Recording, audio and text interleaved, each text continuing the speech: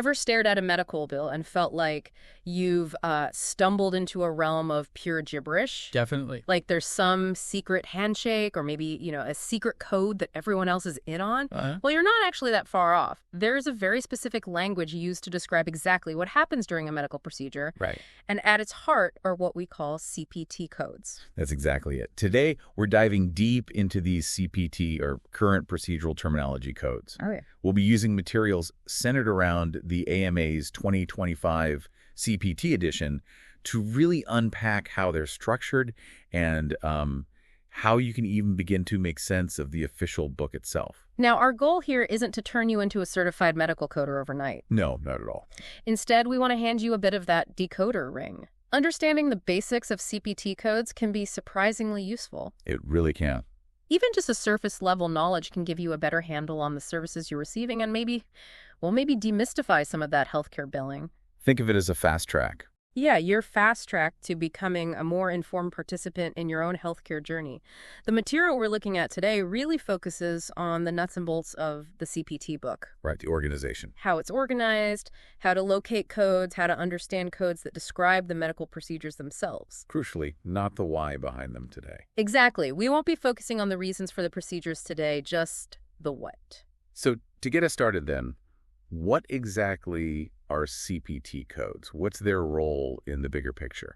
Okay, let's get into it. CPT stands for Current Procedural Terminology. And like the name says, it's all about the what, documenting exactly what medical procedures a healthcare provider actually performs. Okay. And interestingly, this is often the second part of the medical coding story you'd encounter. How so? Well, typically a diagnosis is made first, right? And that's coded using ICD-10 codes. That's the why a service was needed. Got it. Then come the CPT codes to detail the what was actually done. Exactly. And to add a bit more context there are actually three main sets of codes that cover procedures. Three. Okay, Yep. There's ICD-10 PCS, which you see mainly in inpatient hospital settings. Right. Then there's CPT, which we're focusing on, and finally HCPCS. HCPCS. I've heard that acronym. You probably have. You'll often hear CPT and HCPCS mentioned together. That's because the Centers for Medicare and Medicaid Services, CMS, adopted both of them. Ah, okay. You can sort of think of HCPCS as the umbrella term. CPT is what's known as Level 1, covering many common procedures. Level 1. And then there's HCPCS proper, which is considered Level 2.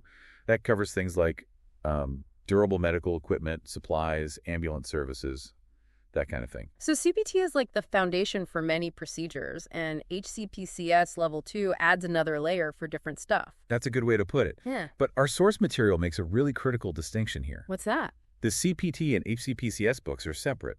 They're created and maintained by different groups, Oh, okay. which means they have their own rules, their own structures. You really need to learn them separately. Good to know. So let's zoom in on a single CPT code then. What does one actually look like? Its anatomy. Well, every single CPT code is exactly 5 characters long. Always 5. Always 5. And the vast majority of the time, these characters are numbers. At least the first 4 are definitely numbers. And the 5th. Sometimes the 5th is a number 2, but it can occasionally be a letter. Doesn't matter, though. Always 5 characters total. That's interesting, that consistent length, I mean. Because ICD-10 codes, they can vary, right, depending on how specific you need to be. Exactly.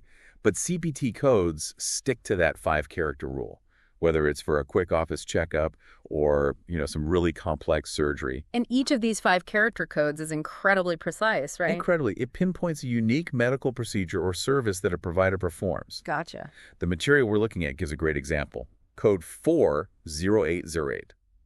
40808. Okay, what's that? That specifically describes a biopsy of the vestibule of the mouth. Vestibule of the mouth. So inside the cheek. Precisely. Taking a small tissue sample from the inside of your cheek, usually to examine it under a microscope. So that code, 40808, acts like a very specific label, tells the insurance company, anyone else involved, exactly which surgical procedure happened. Correct. And like we touched on earlier, this CPT code wouldn't usually be on its own. Right. It needs the why.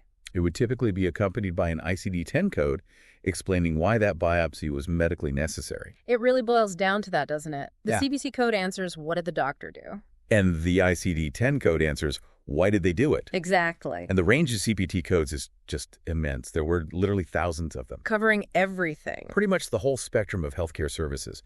Your annual checkup, anesthesia administration, complex surgeries, radiology scans like X-rays and MRIs, various lab tests. Yeah. It's all in there. Wow. How do they keep it organized? Well, it's not random.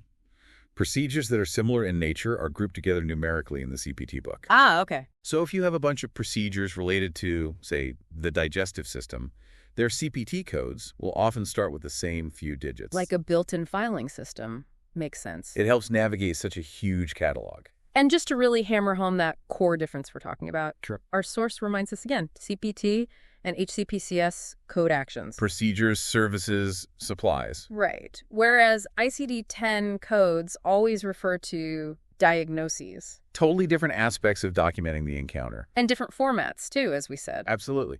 Now, the CPT codebook isn't just one massive, undifferentiated list of 5-digit numbers. It's organized into categories. Okay, categories, what are they? There are 3 main categories. Category 1 is the big one, the workhorse. That's the one people usually mean when they just say CPT codes. Almost always, yes. Category 1 is the largest set, and it's further divided into 6 distinct sections based on the type of medical service. Like? Things like radiology, anesthesia, surgery, pathology and laboratory, medicine, evaluation and management. These big buckets. And grouping similar procedures makes it easier to find the right code, I assume. Exactly. It helps coders navigate. Yeah. What's interesting to note here is that while these sections help organize things, it's very common for a patient to receive services that fall under multiple different sections during the same visit. Ah, okay. Like surgery and anesthesia? Perfect example. Someone might have a surgical procedure, which is in the surgery section, and also receive anesthesia from the anesthesia section. So you'd report codes from both sections then? You would. And another crucial point, each of these 6 sections has its own specific set of guidelines right at the beginning. Guidelines, like rules. Exactly. Essential rules and extra information you need to know to use the codes in that specific section correctly. You can't just jump to the code. Got it. Read the instructions first. So that's category 1. What else? Then we have category 2 codes. These are a bit different. They're optional. Optional, meaning? Meaning you don't actually have to report them on insurance claims, and they aren't directly reimbursed. So why have them? They're primarily used for data collection and measuring the quality of care. Performance measurement, tracking trends, that sort of thing. Ah, so useful for analysis, but not for getting paid for that specific service. Correct. And finally, there's category 3. Category 3. These are temporary codes. They're created to report on new and emerging stuff. Like new technology. Exactly. New medical technologies, services, procedures, even innovative ways of delivering healthcare service paradigms, they call them. So because they're new, they're temporary. Right. They might not be widely used yet, so they get these temporary codes, which are reviewed periodically. Okay, categories 1, 2, and 3. Now, when it comes to actually picking the right code from all these options, especially category 1, our source really stresses something, right? Absolutely. Critical point. Yeah. You must choose the code that most accurately describes the specific service that was performed. Not just something close. Not close enough. Details are crucial. Things like the amount of time a procedure took, or the exact surgical technique used. Or the approach, maybe? Or the specific approach the doctor took, yeah. These details can differentiate one code from another very similar one. Which is why the doctor's notes, the documentation, must be really good. Essential. Accurate and thorough documentation from the healthcare provider is the foundation for proper CPT coding.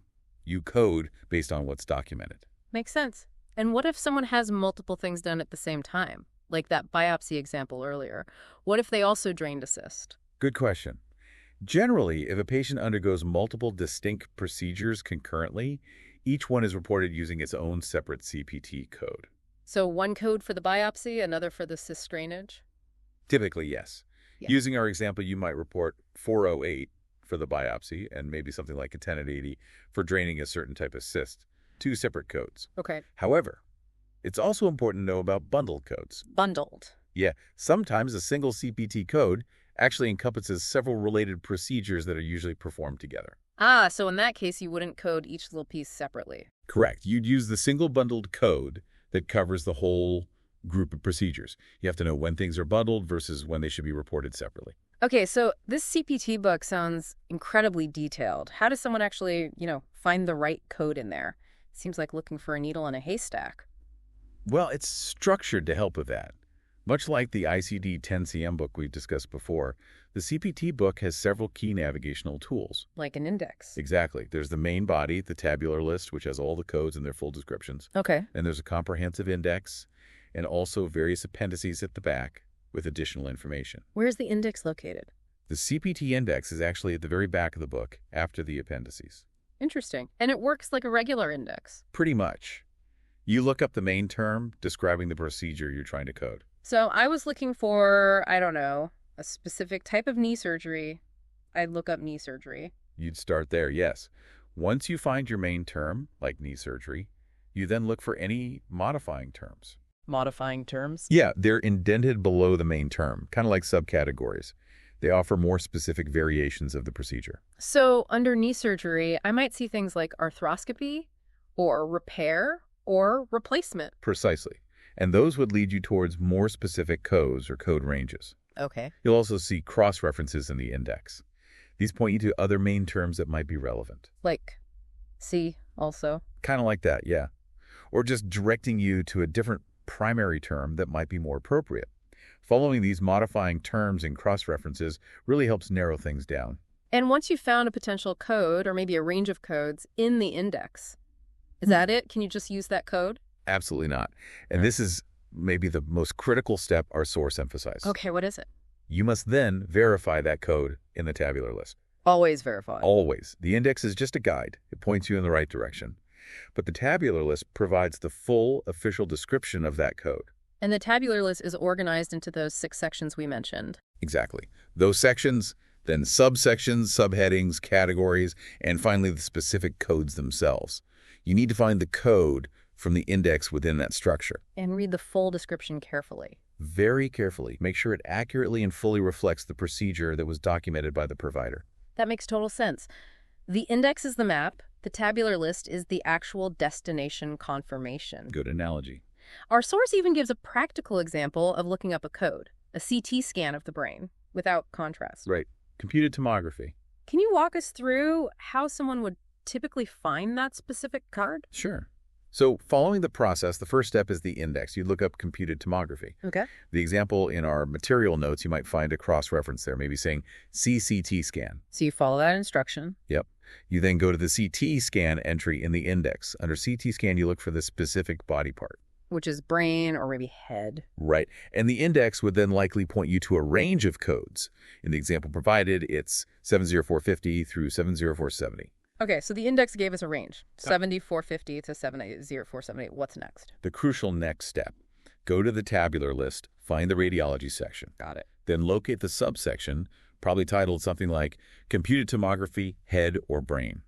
Within that area, you look for the specific codes in that range. And we're looking for 70450. Right. And when you find 70450 in a tabular list, you read its full description. It should say something very close to Computed Tomography, Head or Brain, without contrast material. And that without contrast material part is key. It confirms 70450 is the right one for this specific type of brain CT. Exactly. That detailed description in the tabular list confirms it's the correct code, matching the provider's documentation of a brain CT done without contrast dye. So it's a clear 3-step process then. Pretty much. 1, locate the main term in the index. 2, check for any modifying subterms or cross-references to get more specific. 3, always verify the code and its exact description in the tabular list. You got it. That verification step is non-negotiable for accuracy. And it really highlights, again, how important it is to understand that fundamental difference we talked about earlier.